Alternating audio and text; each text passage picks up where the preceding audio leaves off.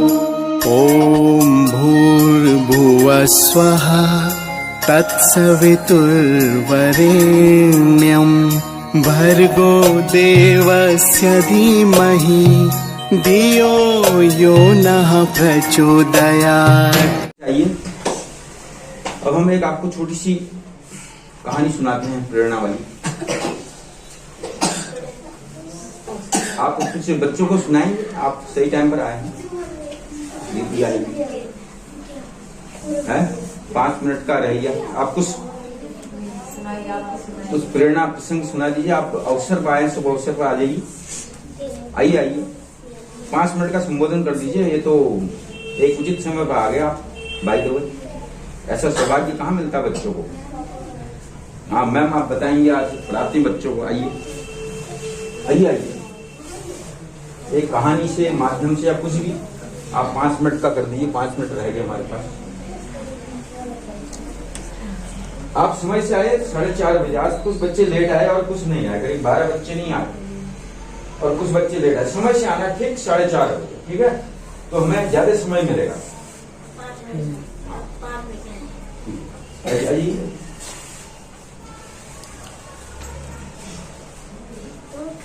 कुछ भी 5 मिनट का संबोधन कर दीजिए बच्चों को, या कहानी के रूप में या कुछ भी। जब आप लोग ध्यान करते हो, ध्यान करने में जैसे संगीत रुकता है तो आंखें मत खोला करो। पहले हाथ मला करो, आंखों में लगा कर, उसके बाद आंखें खोला करो। आंखें पहले नहीं खोलते हैं, ठीक है? काफी लोग ऐसा करते हैं। आप अमृता वहाँ रहते हैं चिरंजीवी विहार में, आप पढ़ाते हैं बच्चों को, स्कूल है और बच्चों की बाल संस्कार शाला भी चलाते हैं। आज यहाँ आए हैं तो ये उचित अवसर है कि आपको कुछ बताएंगे। ध्यान से सुनिए।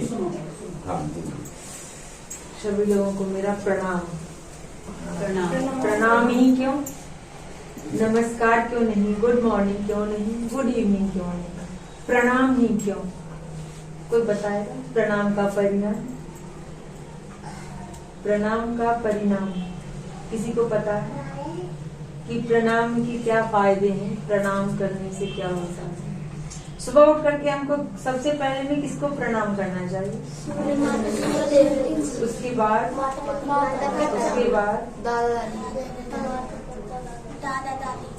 सुबह जब आप सो के उठते हैं तो सूर्य देव से पहले भी कोई और आपको नजर आते हैं? यस, धरती माता।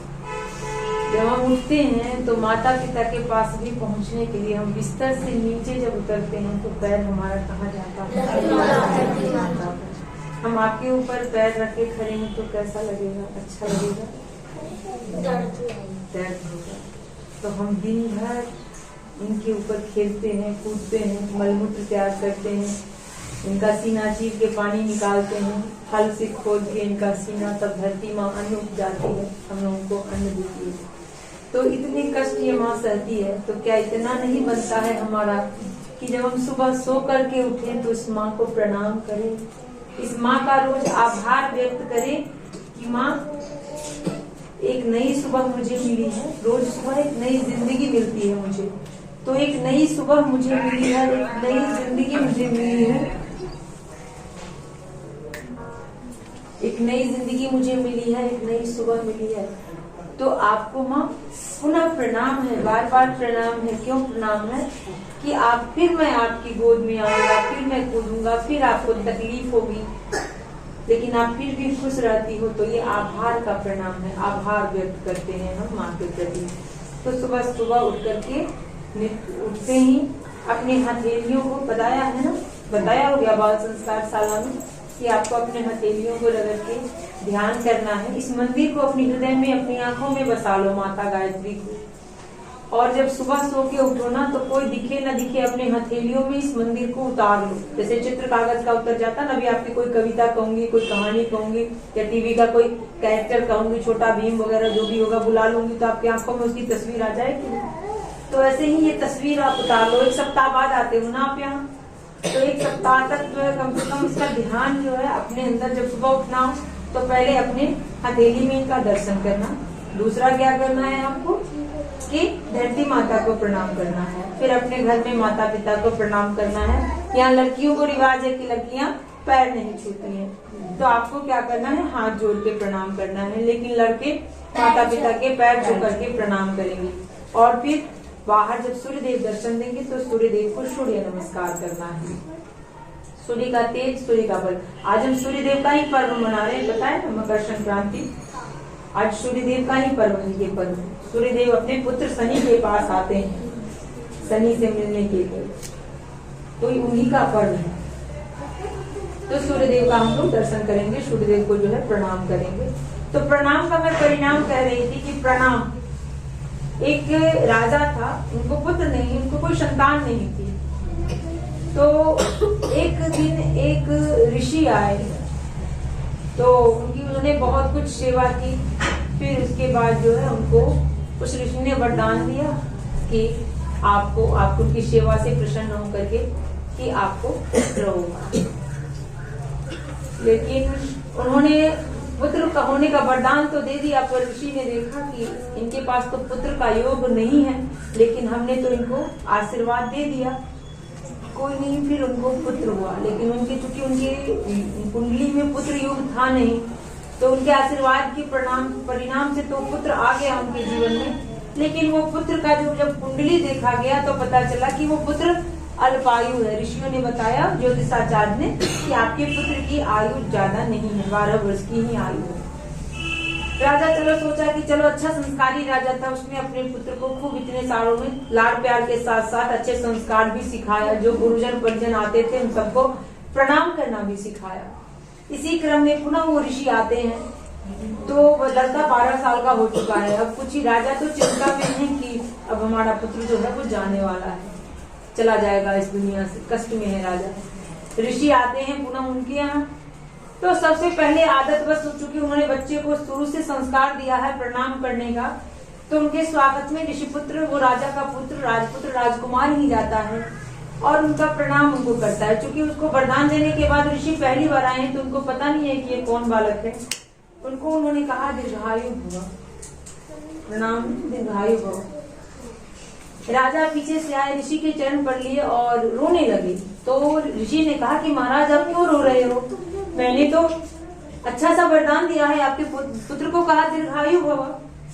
तो कहे कि नहीं, आपने वरदान तो दे दिया, लेकिन हमारे पुत्र का तो 12 वर्ष का ही आयु है, ये 12वें वर्ष में है, ये तो कभी भी जा सकता है, परमात्मा इसको वापस ले जा सकते हैं। तो ऋषि ने कहा अब तो मैंने इसको वरदान दे दिया और मेरा वरदान कभी खाली नहीं जाता है, तो अब तो आपका ये पुत्र जो है वो दीर्घायु होना पड़ेगा। और अपने ऋषि ने अपने संपूर्ण तपबल से उस बच्चे को पुनः दीर्घायु कर दिया। तो किसका परिणाम हुआ ये? प्रणाम का परिणाम हुआ ये, कि प्रणाम करने की आदत से वो उसको आदत थी प्रणाम करने की, और वो आते ही किसी को प्रणाम कर लिया और ऋषि ने उनको अनायास ही दीर्घायु भव का आशीर्वाद दे दिया। तो ये प्रणाम का परिणाम है। तो इस प्रणाम को अपने जीवन में आप लोग शामिल कर लो, ताकि आपके पास भी अच्छे अच्छे परिणाम आए। किसी को प्रणाम करोगे तो अच्छे ही तो आशीर्वाद देगा, तो बुरा तो कहेगा नहीं, अच्छा कहेगा। तो उसका जो ऐसे ऐसे परिणाम आपके जीवन का बदल सकता है। आपके जीवन के दुख तकलीफ समस्याएं जो है वो समाधान हो सकती है उसकी कैसे? एक प्रणाम करने के, बड़ों के, गुरुजनों के, अच्छे लोगों के आशीर्वाद से। तो यही आज की संस्कारशाला की मेरी तरफ से सीख है कि आप लोग अपने जीवन में प्रणाम को शामिल करें। और हम मिलेंगे, पंडित जी मिलेंगे, पूछेंगे कि बच्चे प्रणाम करते हैं अपने मम्मी पापा को, या हम भी कभी आएंगे देखेंगे आपकी आदत में है कि नहीं आपके घर में प्रणाम करना, आपने ये सीखा कि नहीं सीखा। और आप अपने दोस्तों को भी सिखाएंगे, जो सीख के जाते हैं अपने दोस्तों को भी सिखाइए। अनुदान अभी पंडित जी ने बताया होगा ना, उपासना, आप पास आके माता जी के बैठती हो, फिर साधना, इतना देर तक आराम से बैठे हुए हो, सब बात सुन रहे हो, मन कर रहा है इधर जाने का उधर करने का, लेकिन फिर भी मन को साध के बैठे हुए कि नहीं मुझे यहाँ बैठना है, तो ये साधना। अब आराधना भी जो करनी है कि जो सीखा उसको अपने दोस्तों के बीच बांटना है। दोस्त कोई टीवी का सीरियल देख के आता है, कुछ खा के आता है, कुछ नया लेके आता है, तो आपको बताता है ना, आपसे शेयर करता है ना। तो इसी तरह आप जो यहाँ से लेकर के जाते हैं उसकी भी चर्चा अपने दोस्तों से करिए, उनसे शेयर कीजिए। आज का पर्व भी है शेयर एंड केयर, है ना, जो कुछ हमारे पास है हम औरों को बांटे। मकर संक्रांति में मम्मी ने खूब दान करते हुए देखा होगा, जो कुछ है वो सब गुड़ तिल गज्जक जो भी है बांटते हैं। तो क्या है, शेयर एंड केयर की मेरे पास जो है वो हमारे आसपास के जो लोग इनके पास नहीं है उनको भी हम बांटेंगे। तो वह शेयर एंड केयर करना और परिणाम का प्रणाम, प्रणाम का परिणाम, ये कहानी आप अपने मित्रों को सुना करके और आप उनको भी, अपने फ्रेंड्स को भी इसके लिए मोटिवेट कीजिए और अपने संस्कारशाला में उनको साथ लाइए। अब संस्कारशाला आप लोग को अच्छा लग रहा है ना, है ना, ये कहीं भी नहीं मिलता है, किसी चैनल पे नहीं मिलता है, किसी गेम में ऐसा नहीं होता है। ये जो अभी नाद योग आप सुन रहे थे ना, कितना पीस था इसमें, है ना? बहुत पीस है नाद योग में। तो इसलिए धन्यवाद, आप लोगों ने इतनी देर बड़ा पेशेंसली सुना, धन्यवाद।